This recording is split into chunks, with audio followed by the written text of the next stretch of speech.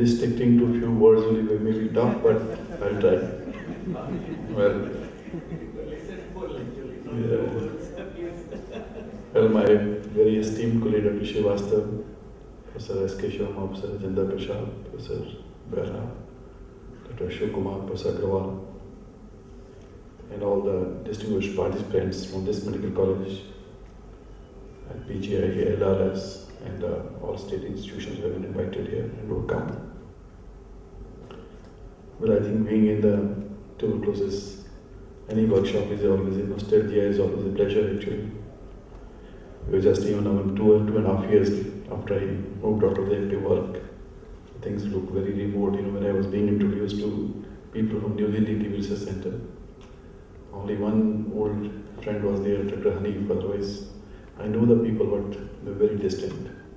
That's telling the changing times for me, which certainly I would like to come back.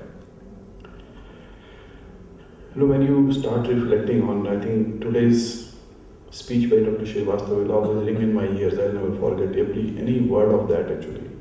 It's almost what he said was if you start reflecting in yourself, it is a revolution actually. That's a total introspection of what the intellectual should be doing, what the intellectual should be, how they should be leading the rest of the nation.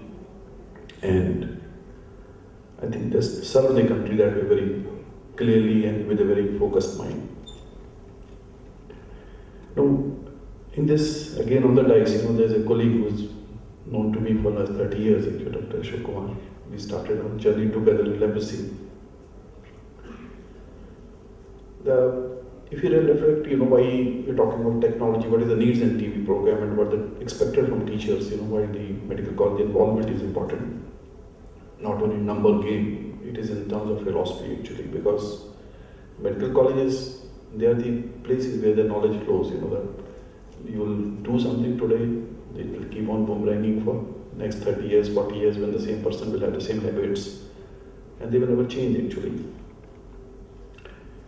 That time, the National Leprosy Program, Elimination Program was launched. It was in 82 and with a modified strategy. Drug resistance was to the tune of 20-25% everywhere. 25 years later, no MDR. Total number down by maybe you say 97 or 98, 90, whatever percentage, there may be little 1% up and down. And a success story. Real figures, nothing. Resistance totally gone. A public health program aided by some missionaries, but